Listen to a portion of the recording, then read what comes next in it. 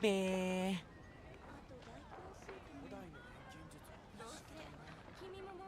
隣国のリーユエにはテイワット1の貿易港があるんだ。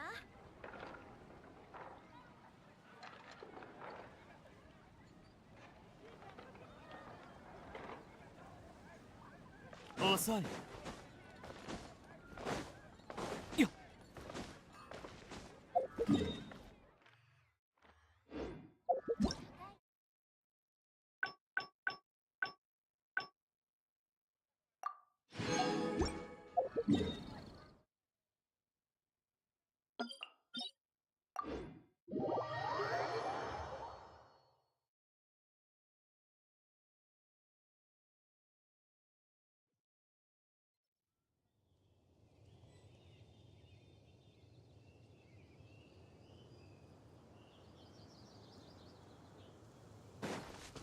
属性を見よらさん。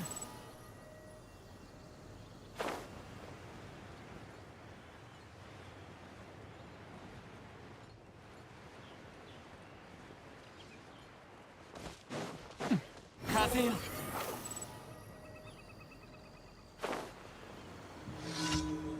はっ属性を見よらさん。やったこれでせいはっはっはっ。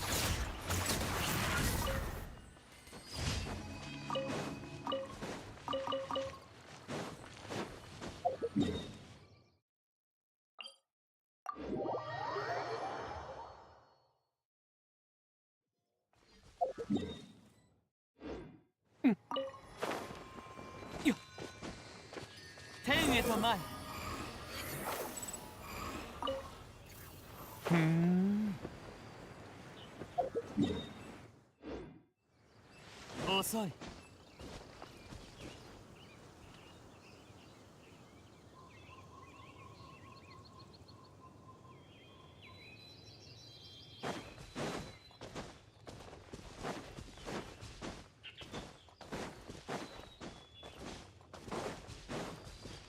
属性を見よらさん。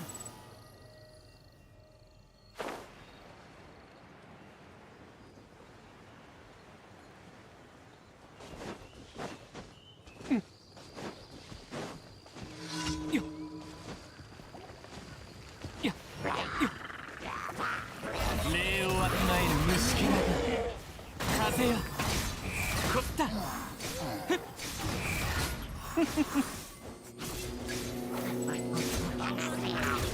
はっはっややふっこれではっていと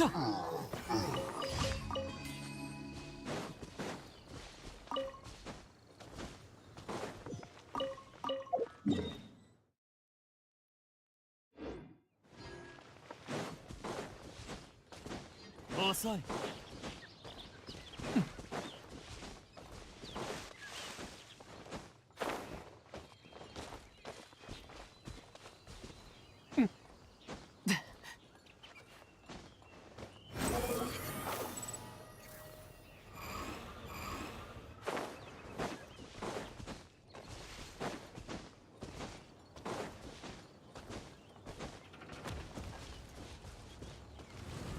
天へと前。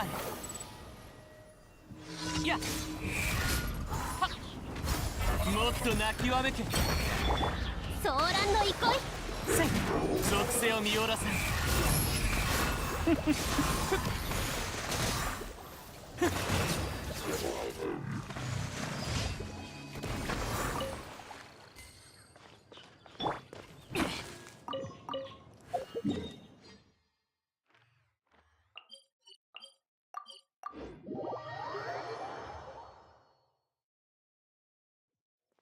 風よ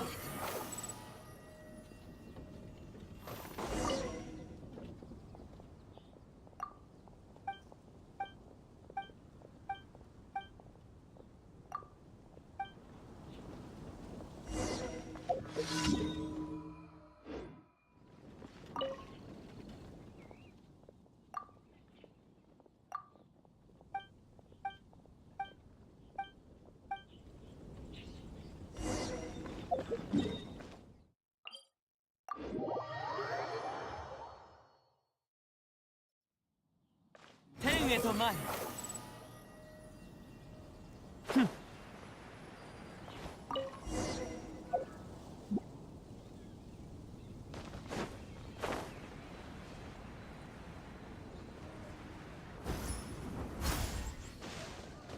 属性を見おらさん。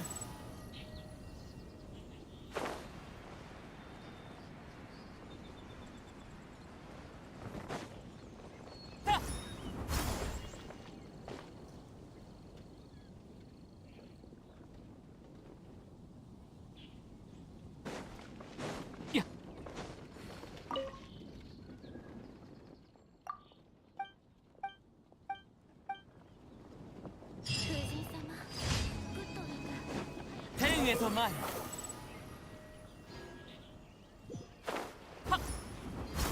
星とし無事キョン。星とし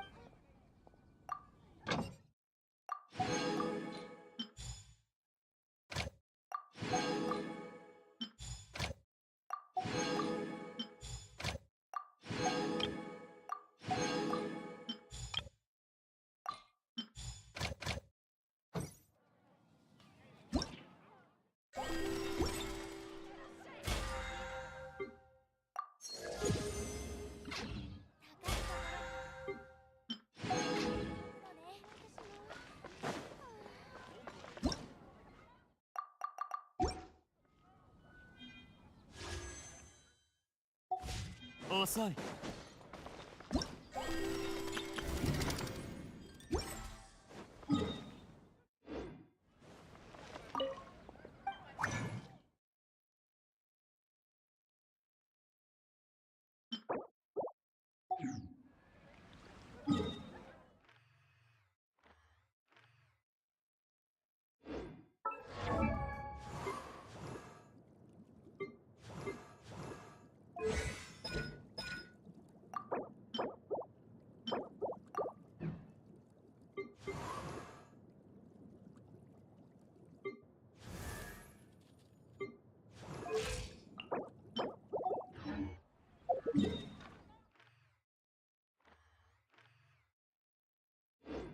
言い方がきついかい？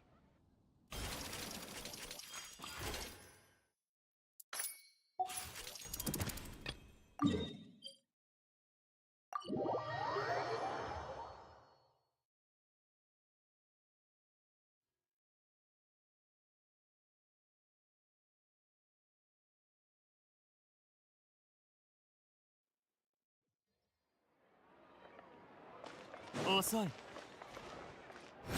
風が如し。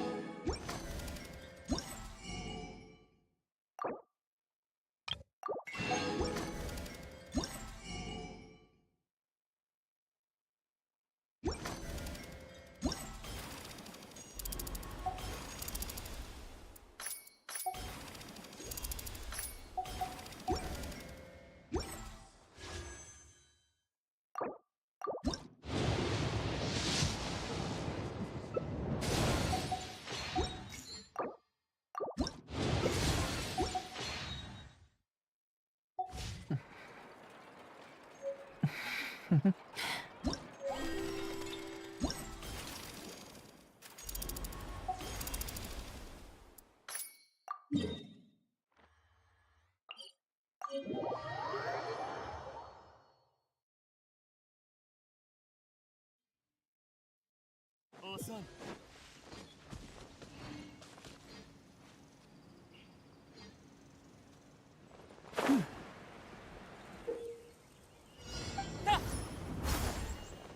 相手を間違えたな。属性を見おらさん。チャンスだ。身の程を知れ。せいと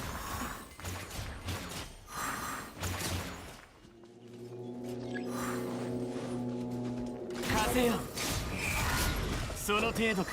はっとへいはっや雑魚どもだこれでへいせいやご安心を。おとなしく捕まれ。救急に寄りつる。属性を見おらさん。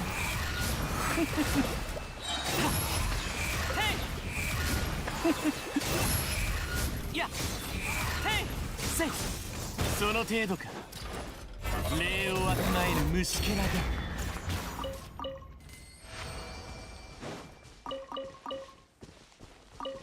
ついてこいなんて言ってないよ。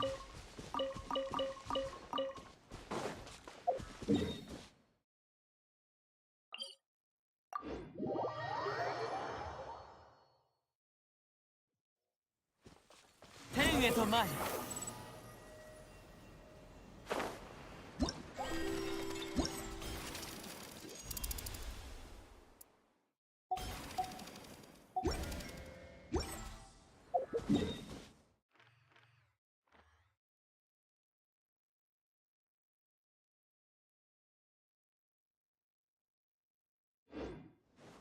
遅い。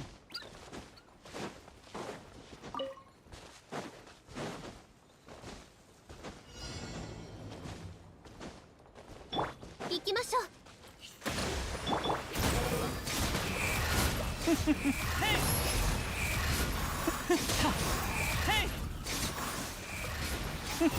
これでだ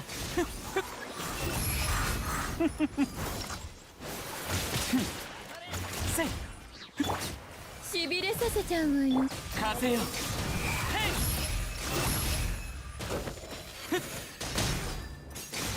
これではっとこれで図が高いぞ。はっ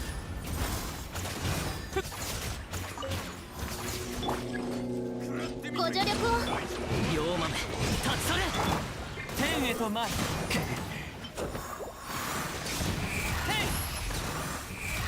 だこれではっだついてこい雑魚ど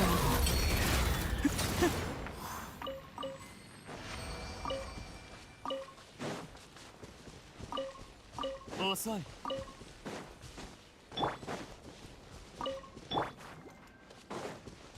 ご安心を。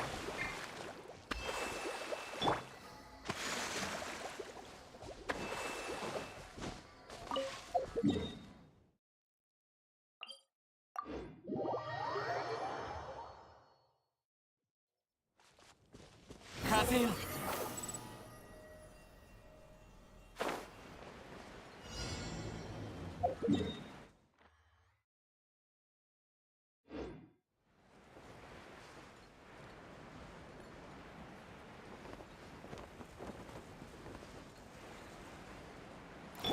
ご助力を。属性を見おらさん。せいやはっこれで手合わせしよう。した礼をわきまえる虫けらが。はっ風よこれいやこれでど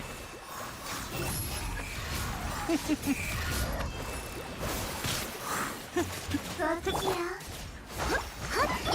天へと前へ。これでその程度か。はっやっへいはっついてこいなんて言ってないよ。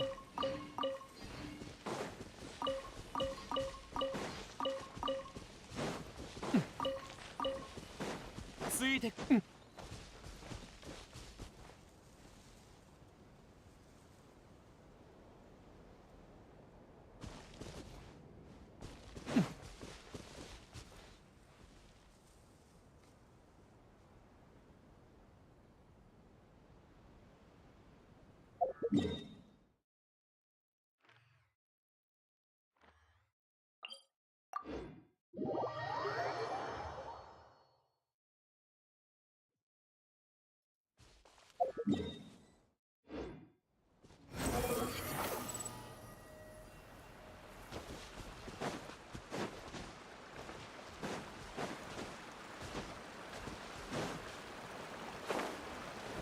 風よ。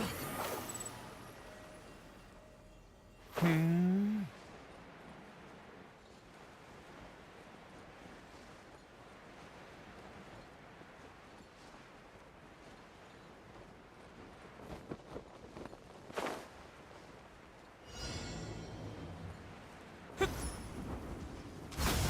雑魚ども。天へと前笑える。これではっせいだはっおとなしく捕まれ。やっとだやっその程度か。風よ。へいだこれで君ごとき僕を直視する気か。いや遅い。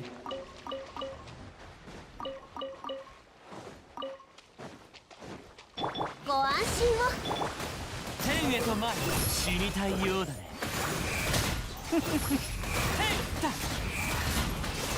これでへいだと我が命を聞きたまえ。せい風よ。これでへいせいと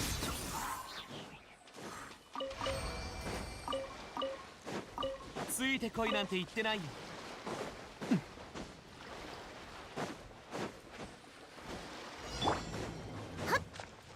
ソーランの憩い。礼をわきまえる虫けらが属性を見下ろさん。その程度か。いやこれで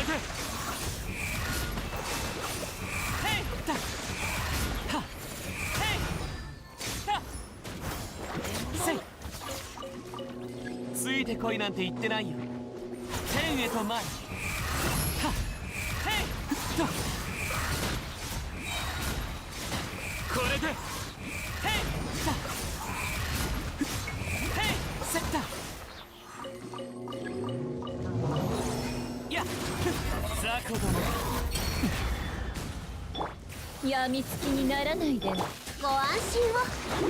風よとこれでだはっへいせいとはっ笑えるだせ身の程を知れ。その程度か。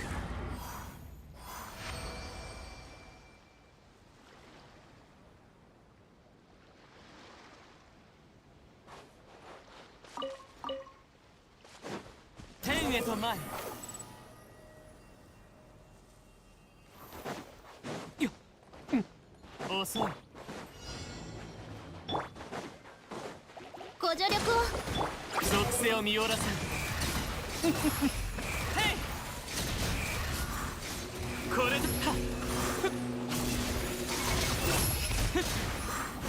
とだ礼をわきまえる虫けらが風よ。へいこれでへいだせいここれでやっはっはっだへ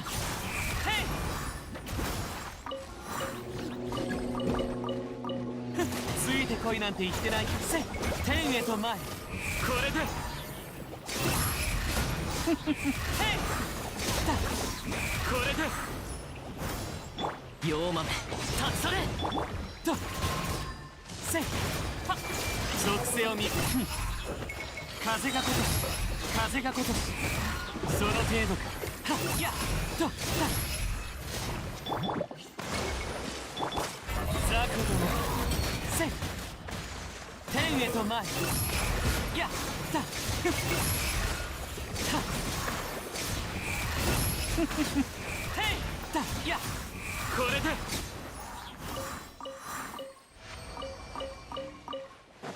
ついてこいなんて言ってないよ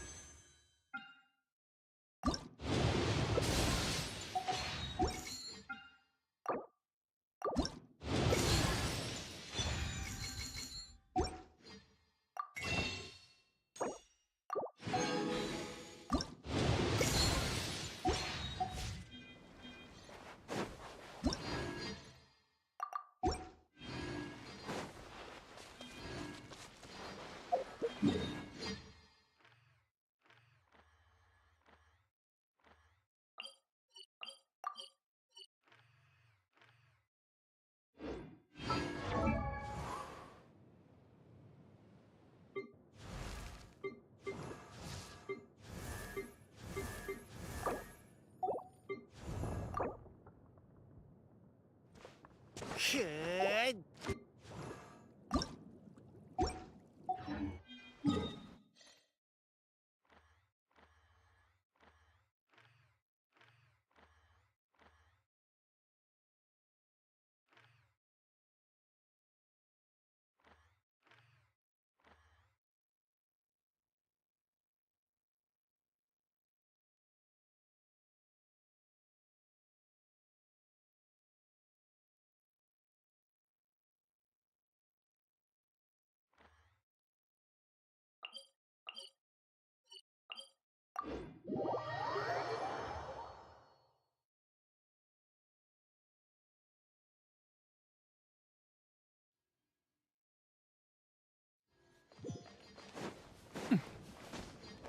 ついてこいなんて言ってないよ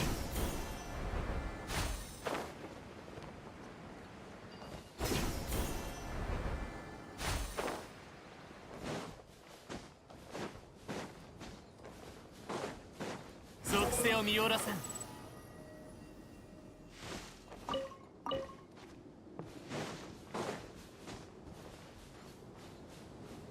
よっ天へと前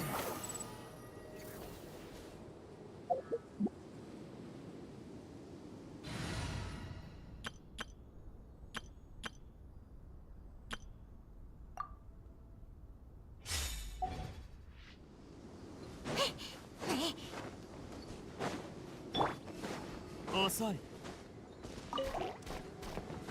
属性を見下ろさん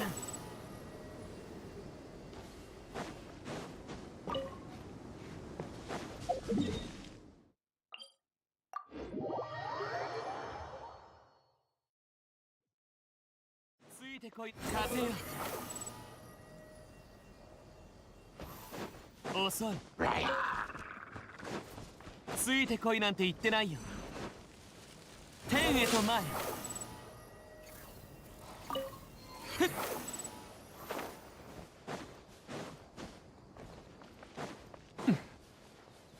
属性を見下ろさん。ついてこいなんて言ってないよ。風よ。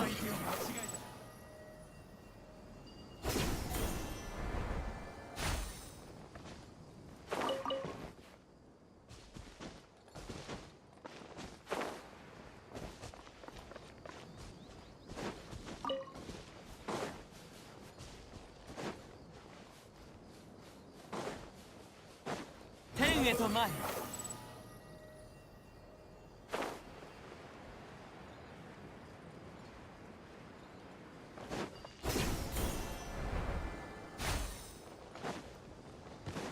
遅い。風よ。さあ賭けをしよう。招かれざる客か。天へと前。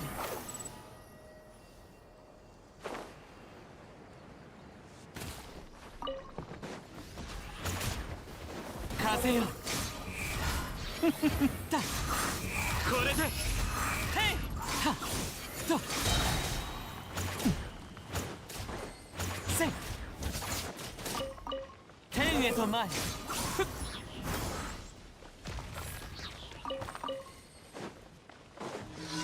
風よ。やっはっ。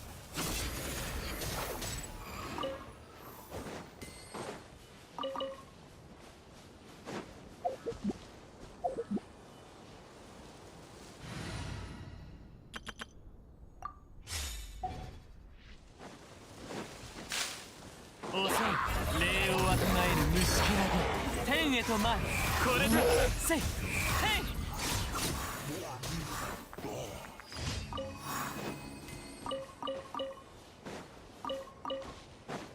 ついてこいなんて言ってないよ。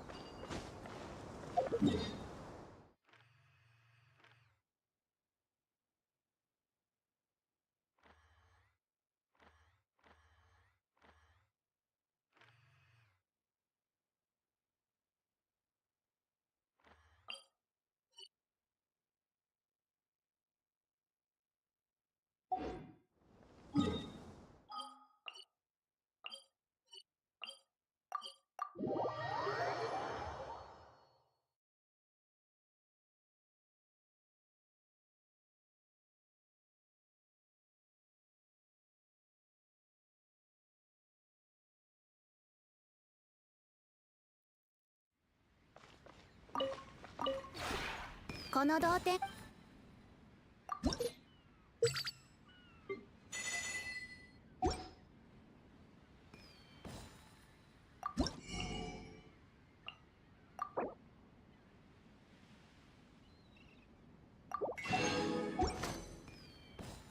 同点につい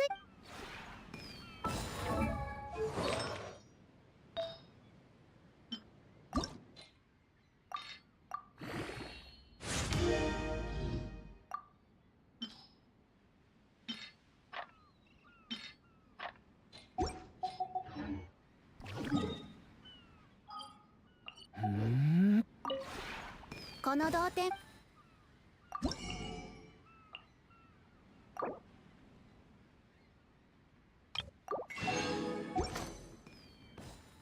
同点につ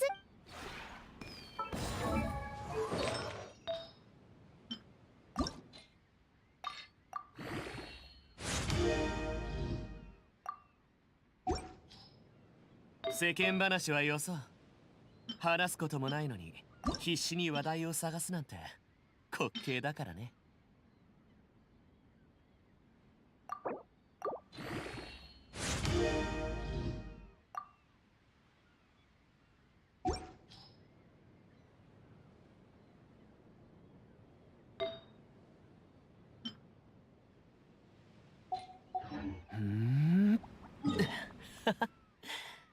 baby.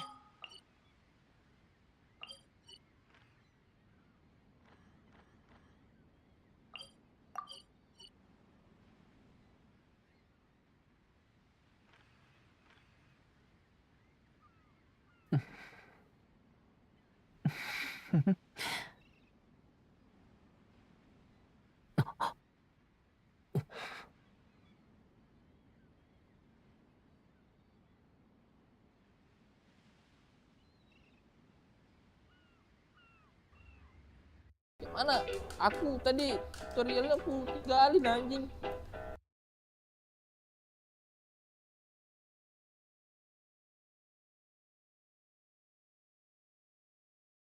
So Wanix server, the high-speed NVMe.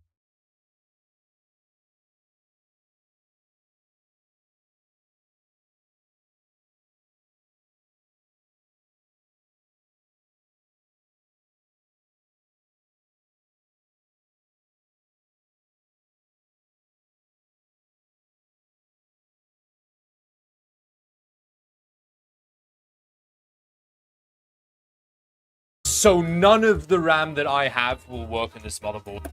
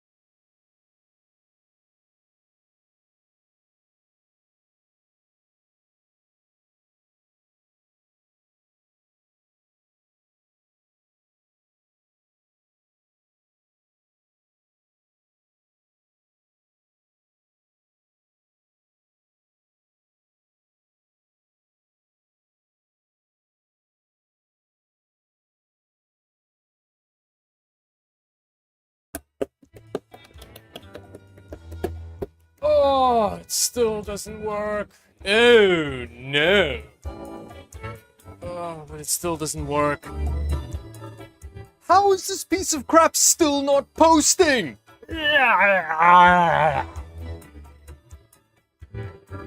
it's been about 2 weeks since I posted that video evidence of my torture by Epic system. And since then, you have posted hundreds of comments with suggestions on how to get that pain in the ass running. So in today's video, I'm going to implement those suggestions and get that bastard running once and for all. And because this video is very kindly sponsored by Be Quiet to help me recoup all the money I spent on ECC RAM, we're then going to take that system posted it was that I didn't mount the Epic CPU with enough pressure. Apparently, when you buy an Epic CPU, you're supposed to get a torque wrench included set to the correct pressure. But because I bought these two CPUs used off of eBay, I didn't get that wrench included. So I had to go and buy one. So, on your recommendation, I got a torque wrench, and this one has an accuracy of plus minus 2%. Wow. Ooh, very fancy. I think, I don't know. Oh, it doesn't come with the correct bit. Or does it? Is this... Wait, let's try these. Oh, yes, it does, like a glove. Very good. Okay, now I have no idea how this works. I guess you just... Oh, there we go. We just have to scale it back to 1.5 Newton meters. Yeah, there we go. This feels weird, but let's give it a try. Okay, that's some positive feedback. I feel like that's the exact same tightness. Like last time, I just tightened it until it stopped tightening, which is what happened this time. Like, I don't know. Let's double check. Yeah, there we go. It's fine. And after very professionally double-checking bolt tightness, it was time for step 2. Now, according to the seller, this is gold-encrusted ECC RAM forged in Mount Olympus that'll definitely work in this system. So let's give it a try.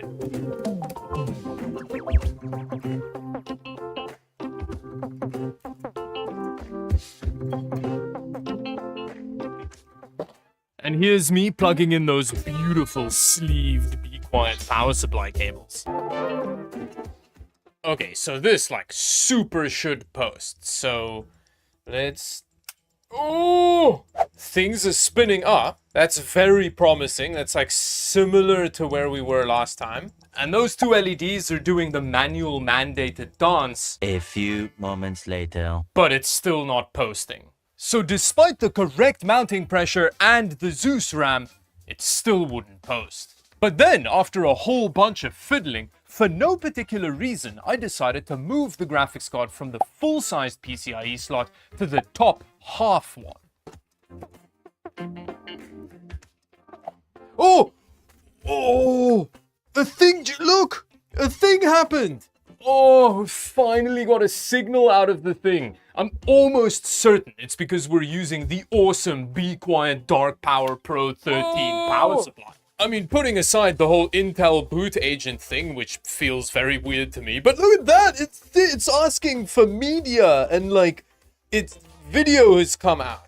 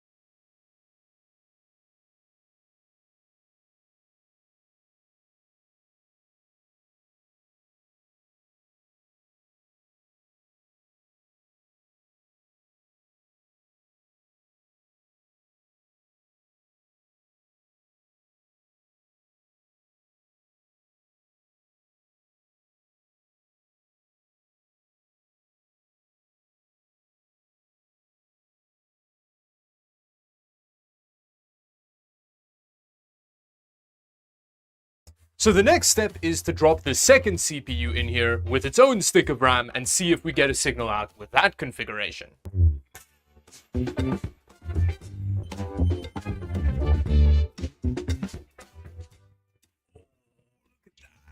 That's so exciting.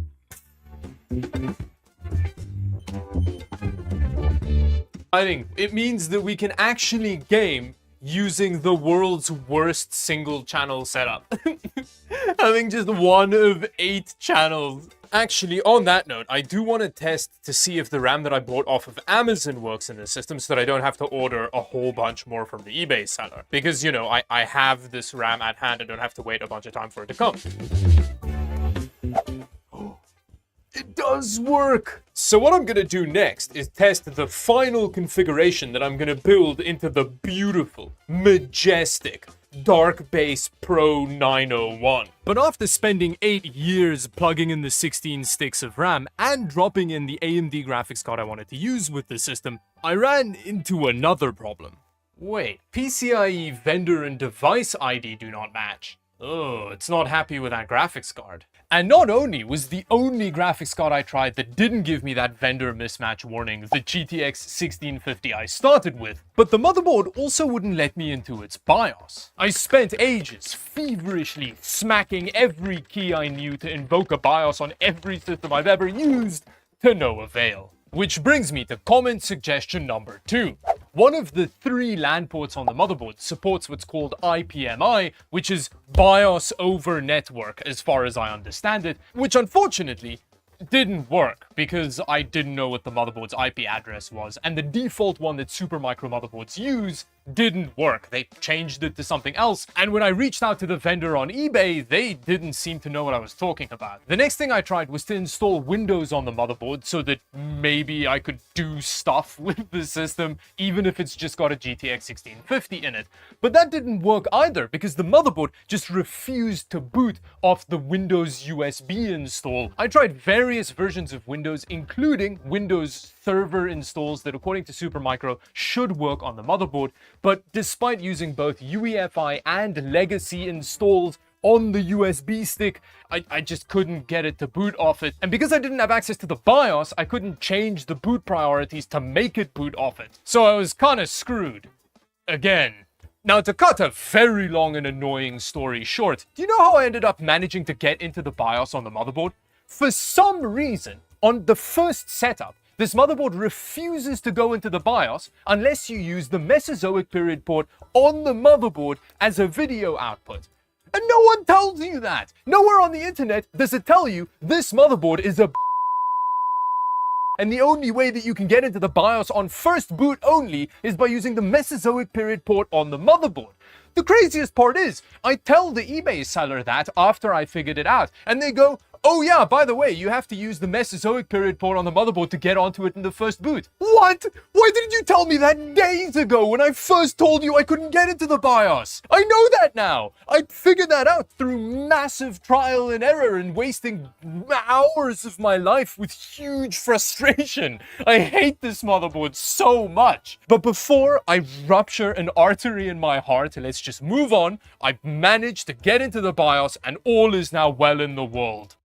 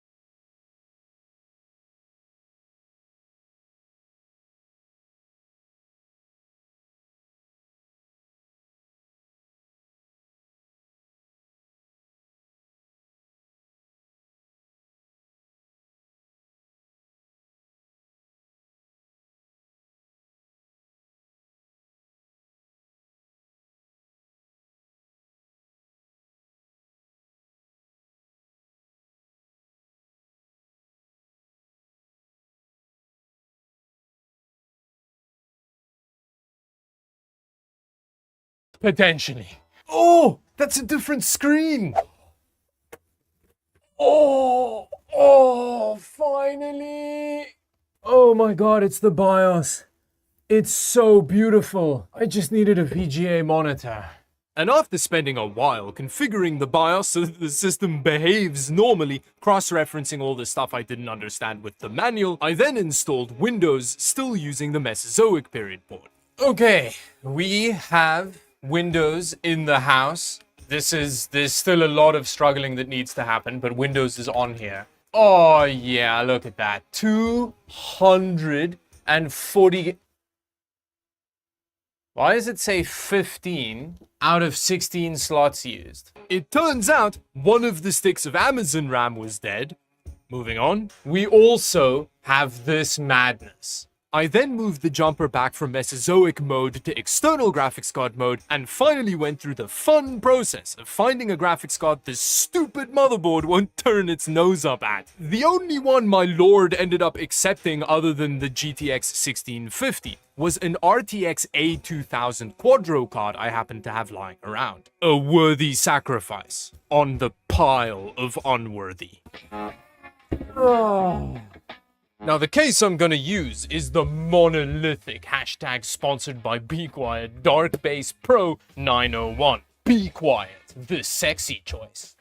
This case is wild. We'll get into some of the features while we're building in it, but it's even got like a hidden bay for DVD drives in the front. Something you never see anymore.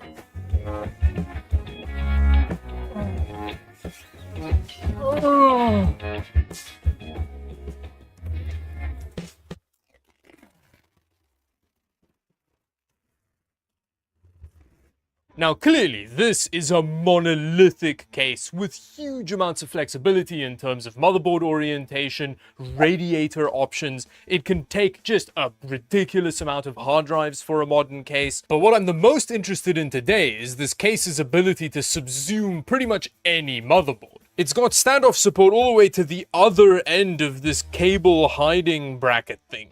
Ooh, those are nice thumb screws holding the side panel on. Whoa, that's a heavy panel. So it comes with two pre-installed 140mm Silent Wing 4s in the front and one in the back. So it comes with very high quality fans pre-installed. That's awesome to see on a case like this. Oh, what's super cool is how the fan mounting works. So you undo those and you pull this out, and all the fans are plugged into a hub on the radiator mount, which connects to the main hub in the case via contact pins, so you don't have to worry about like ripping cables out and stuff. This is a really smart idea. Now, of course, we have no choice but to continue using the Be Quiet Dark Power Pro 13 as the power supply, because we can match the awesome thumb screws on the mounting bracket with the spectacular thumb screws that come with the Dark Power Pro 13. Oh no. Oh yeah, that is some thumb screw erotic fanfiction right there. Okay, so now's the moment of truth. We get to see if the one monstrosity fits in the other monstrosity. It does! Just not without modification. So, luckily, we just undo a couple of sexy thumb screws. There we go. And after moving some of the standoffs into the appropriate position for the massive motherboard, I mounted the board and we were ready to admire the monster. Combining high-end consumer stuff with crazy server hardware always looks wild. You've got this like blacked out case with this insane motherboard in it that is all green. It really emanates this aura of intimidating power. But yeah, we're actually getting really close. There's not a whole lot left to do. I just need to drop that little Quadro graphics card in here, which is going to look especially ridiculous in this case. And then, I think we can test it. So heavy. I didn't think I'd ever see something like this in person. Look at that. Now, obviously, the first thing we're going to do with it is watch this monstrosity tear through Cinebench. I wonder if we're going to get the top score here. We may actually. Hey, look at that. The little squares are so tiny.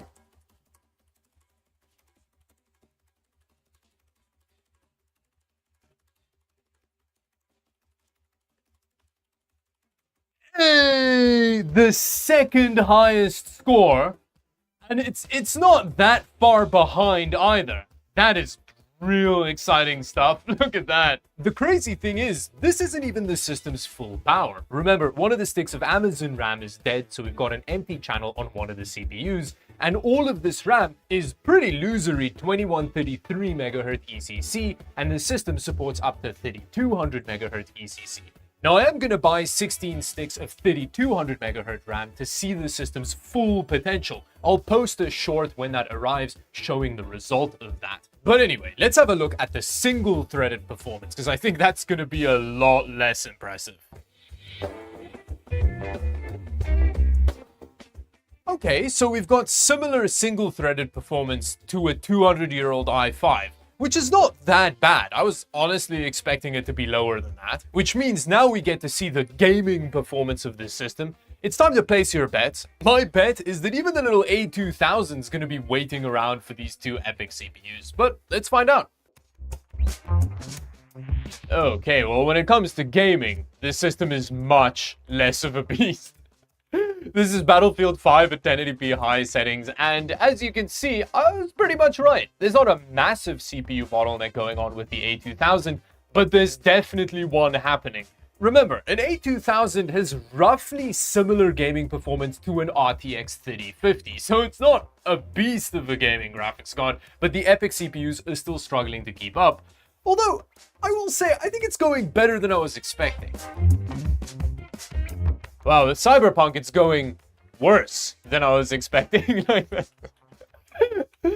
There's so much CPU power, but it's just so not the correct type of CPU power for what we're doing. If only Cyberpunk could use 64 cores, you know? I'm guessing it's got good enough multi-threaded support, maybe? I don't know. But there are games where the A2000 isn't waiting around for those epic CPUs. That's pretty cool. Let's change that. Doing anything with RAM takes so long. So long on this system. Oh yeah, that easily has to be the most savage single channel configuration ever. Now, because we have two CPUs in here, I don't think it's gonna work with just that one stick of RAM down here. But I'm just testing it, just to see. Maybe it works. Otherwise, we'll just drop another stick in the top there, which will still technically make it a single channel configuration. But let's see if this works. A few moments later. Which will still technically make it a single channel configuration. So we need to give the second CPU a stick as well, which checks out. That makes complete sense. Oh, that's weird. It's only reading one of the two sticks. Let's see what CPU Z has to say about this. Whoa, there's like so much latency. What in the world? Okay, I don't completely understand what's happening here, but it seems like we're about to do some gaming with one stick of RAM between two CPUs that each have 8 memory channels. Oh, yeah, there we go. That is what you want to see. Okay, it's picking up a little bit now. We got 30-ish frames per second there briefly.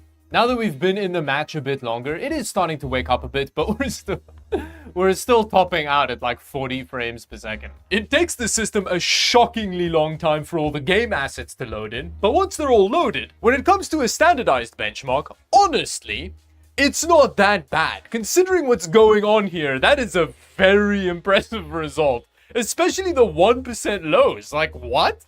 It's a similar story with Cyberpunk. Don't get me wrong, the game is borderline unplayable and there's a lot of input lag. But when it comes to raw benchmark figures, the difference is surprisingly small. But I will say it feels a lot worse than the numbers suggest. Well, apparently The Last of Us doesn't seem to care about CPU memory bandwidth very much. Although it feels terrible, there's so much input lag. What's interesting is when you stand still, the frame rate's quite stable, but the moment you move, that happens. Cinebench is not as lucky, the number is way smaller, but still, I'm surprised at how well Epic handles being... Number is way smaller, but still, I'm surprised at how well Epic handles being stabbed in the guts. Which brings me to the end of the video. Thank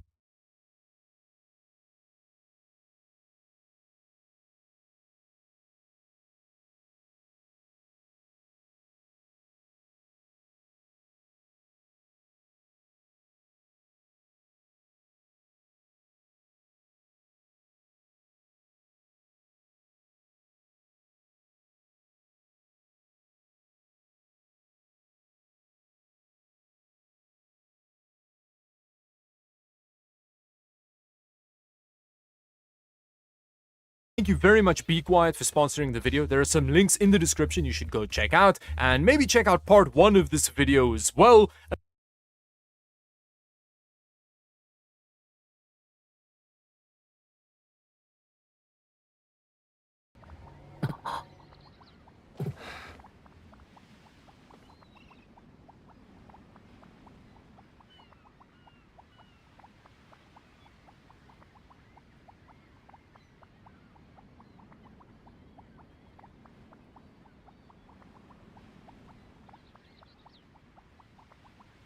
この世に純粋な自由なんてないのさ。風さえいつか止む時が来る。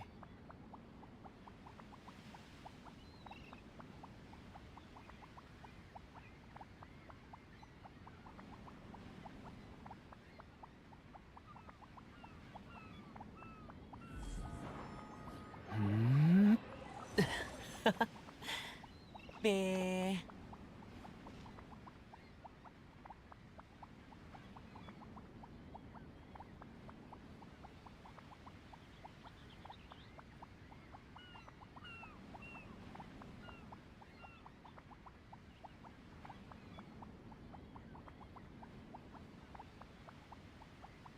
世間話はよそう。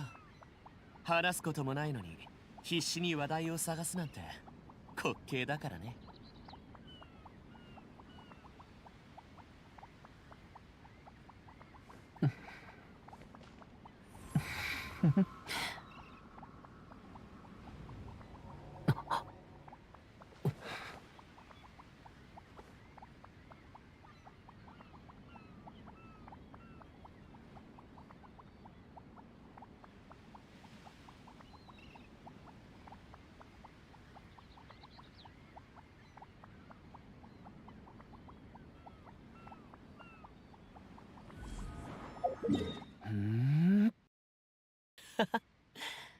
べー。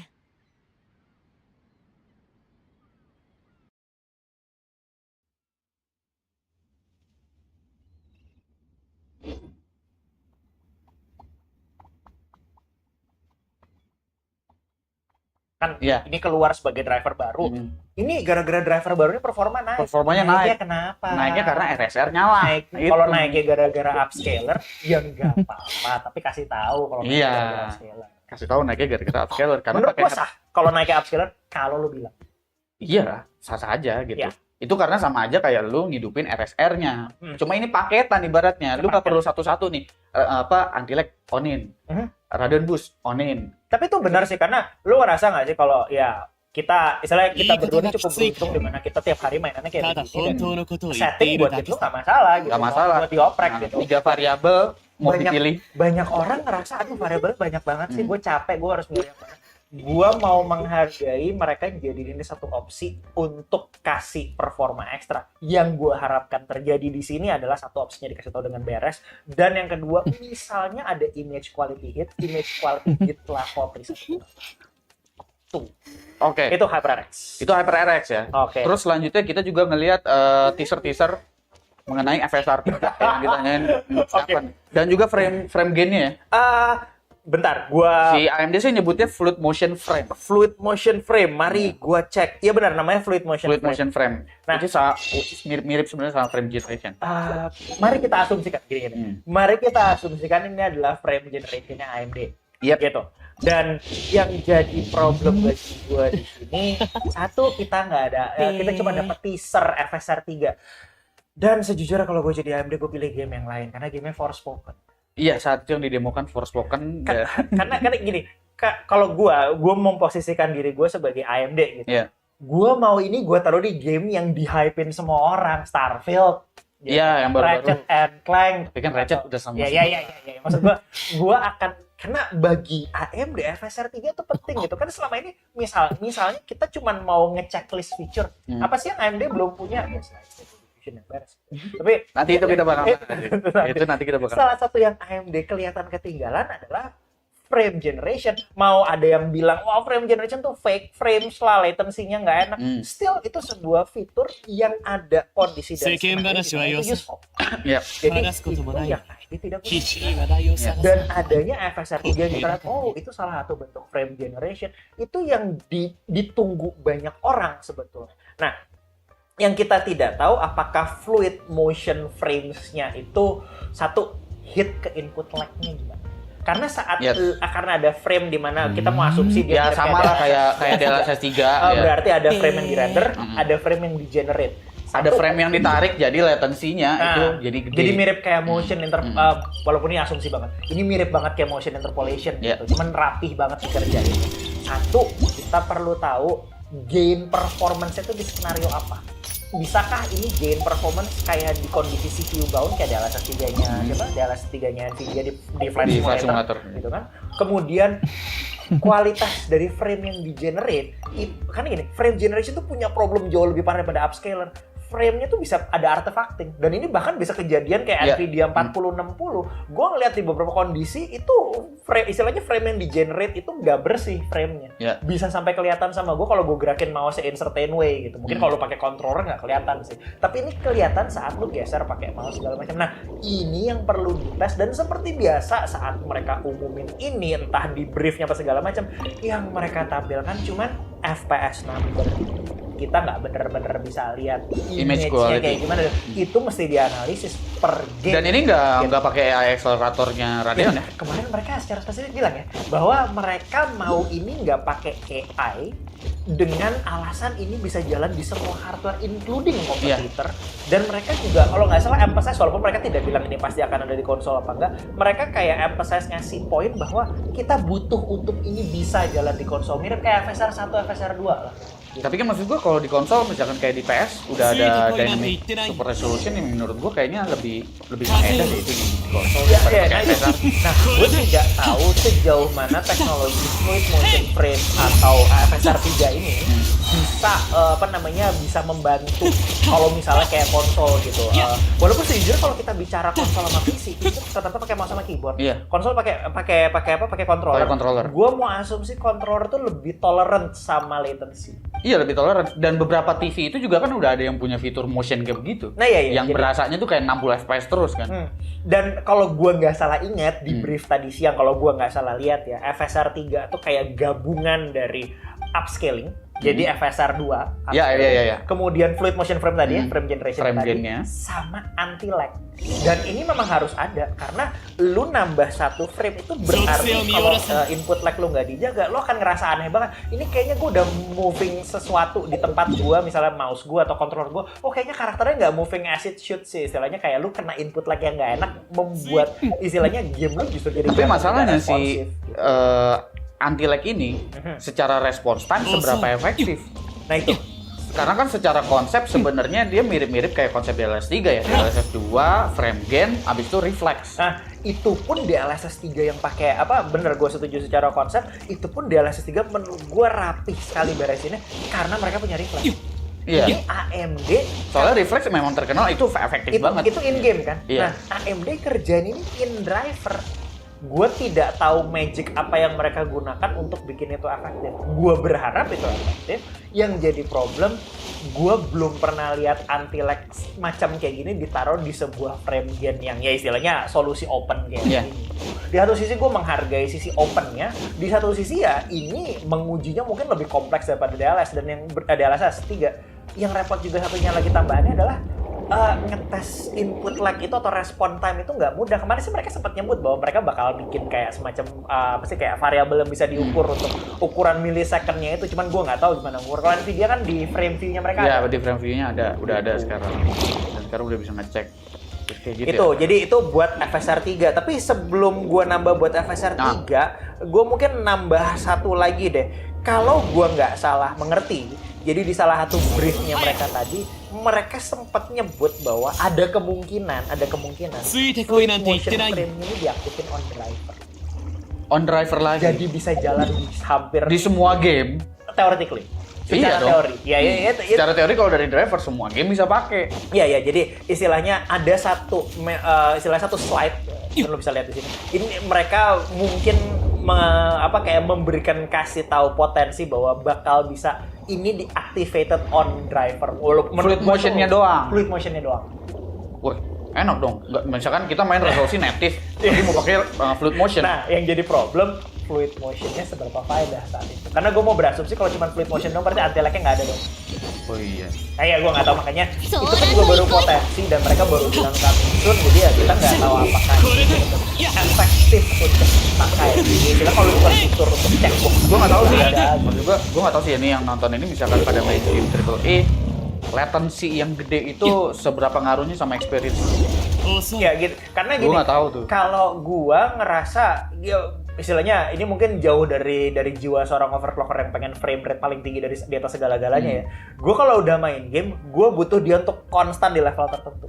Gue lebih bisa, istilahnya gini, saat gue matiin semua frame rate counter saat gue lagi main, gue main di 40 fps konstan yang gak keganggu sama sekali. Atau ya kalau gue agak sedikit bagus sedikit naik 60 fps konstan, gue happy. Iya. Gue jarang sekali kondisi skenario penggunaan gue sendiri ya, karena gue bukan gamer kompetitif, yang membuat gue butuh 250 sampai 300 fps. Satu-satunya kondisi di mana gue butuh di atas 100-an fps itu kalau gue lagi lomba terus lomba 3D Mark gitu doang.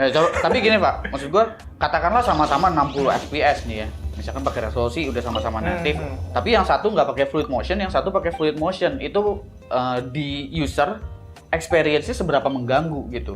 Antara dia dari klik mouse atau dari klik keyboard sampai dia itu keluar outputnya di monitor.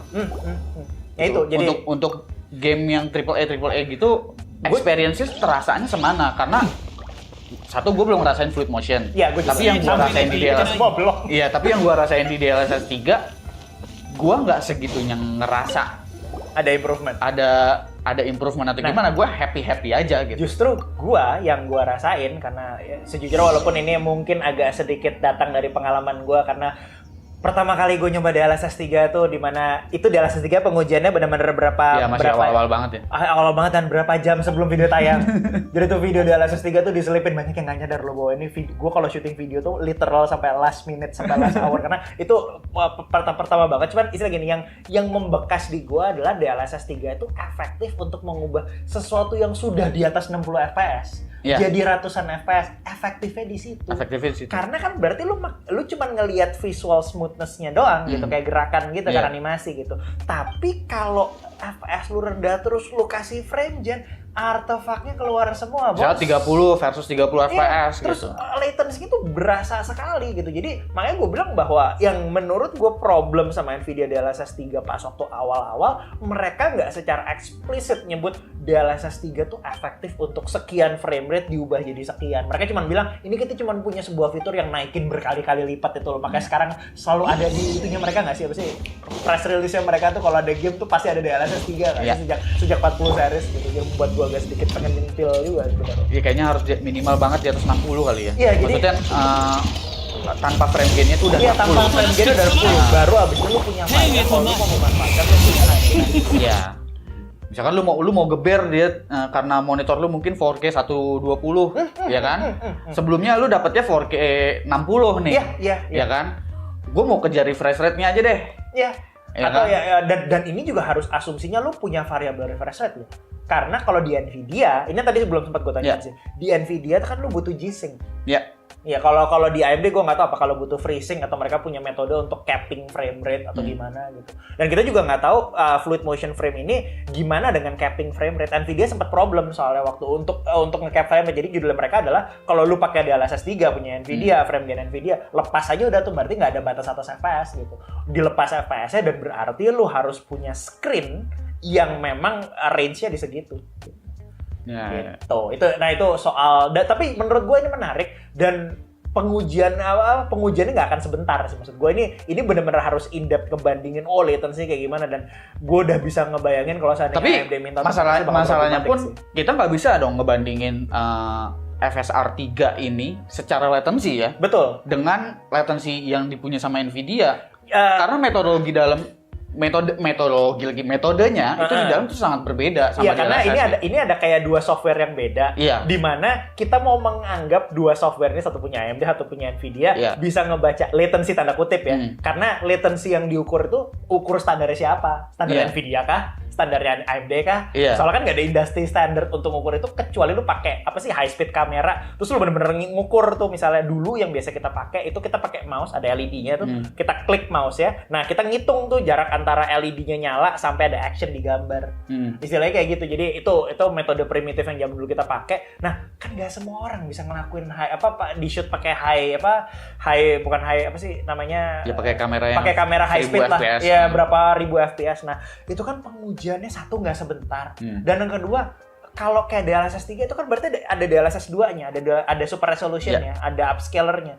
Kita mau bandingin FSR 3 sama DLSS 3, itu udah berpuluh-puluh teknologi banyak di dalamnya yang susah dibandingin. Satu, FSR sama DLSS aja upscaler-nya bisa noticeably different. DLSS beres di resolusi rendah, FSR beresnya di resolusi tinggi kan, misalnya kayak begitu. Jadi bandinginnya juga agak susah gitu. Ada beberapa kondisi, ada beberapa game yang asetnya di upscale pakai FSR baik-baik aja, ada yang di upscale pakai DLSS tiba-tiba ghosting kayak zaman dulu. Untungnya DLSS tuh lebih proaktif sih bikin DLL atau library baru untuk benerin ghosting kayak gitu. Karena kadang-kadang gue sempat lihat FSR 2 di frame rate tertentu itu bahkan kalah sama XeSS. Karena mungkin kalau FSR kan jatuhnya ya kayak gitu. Karena kadang-kadang gue sempat lihat FSR 2 di frame rate tertentu itu bahkan kalah sama XeSS. Karena mungkin kalau FSR kan jatuhnya ya si developernya dong yang harus. Iya benar. Yang harus optimize. Dan algoritma dari AMD. Iya, algoritmanya dari AMD. Sementara di DLSS kan AI. Iya, istilahnya ada part dari situ yang bisa ditun sama Nvidia. Iya. Mungkin kayak gitu. Anyway, itu soal frame generation yang gua akan pusing ngetesnya. Jadi dan ini juga belum lama ini berita-beritanya ya. Bahkan AMD ngapain nggak sih NDA ini kalau begini nih? Iya. Juga orang dia bikin press release. Iya. Si AMD. Iya, benar. AMD udah nginpoint GPU-nya untuk Stable Diffusion improve 900%. Aduh, berapa puluh? Oke, jadi ceritanya gini. 90% 900% ya? Kalau gua nggak salah, gua lupa tuh 9 kali ya. 9 kali apa? Anggaplah 9 kali. Karena gua waktu itu ngelihatnya angka 9 kali. Jadi waktu itu yang gua mau tes adalah gua penasaran sekali sama apa yang klaimnya AMD sampai mereka itu kalau nggak salah bikin gimana caranya ini run sampai di sampai bener-bener bisa running di GPU AMD. Karena mungkin buat teman-teman di sini gua ngetes Stable Diffusion sebenarnya belum lama, baru sekitar dari bulan April Mei. Iya. Gua mencoba untuk bikin benchmark standar-nya, kayaknya lu udah pernah pakai. Thank you buat pakai. Udah pakai beberapa kali. Jadi intinya ini adalah sebuah benchmark yang gue gunakan untuk generate image itu bentuknya waifu, makanya gue nyebutnya waifu batch. Itu kayak gitu. Nah, jadi kita ngitungnya berapa waifu yang kita hasilkan per menit. Iya. Ya, yang berarti umumnya sekarang kita punya satu waifu bisa diciptakan dalam kurang lebih berapa? 3 second, 2,5 sampai 3 second kalau 40-70. 40-60 tuh sekitar 2,5 sampai 3 second. 40-60 laptop yang 3 sampai 4 second. Yang 35 watt yang kecil. Nah, jadi sekarang AMD mau bilang bisa loh, karena bisa Stable Diffusion yang jadi problem adalah nggak ada standarisasi kan kemudian nggak ada standarisasi belum tepatnya. Nah, AMD mau bilang kita juga bisa gitu, tapi caranya AMD ini kan gue sempat baca dan gue menghabiskan waktu 3 hari untuk ngetes gitu kan, dan yang mereka kerjakan ini sebetulnya bukan optimalisasi software. Jadi mungkin AI itu layer software segitu banyaknya gitu kan. Nah, jadi AMD ini mencoba mengoptimalkan model. Mungkin kalau kita mau generalisasi aja, jadi ada model atau checkpoint. Mungkin teman-teman yang mainan Stable Diffusion juga tahu model atau checkpointnya itu yang AMD optimize.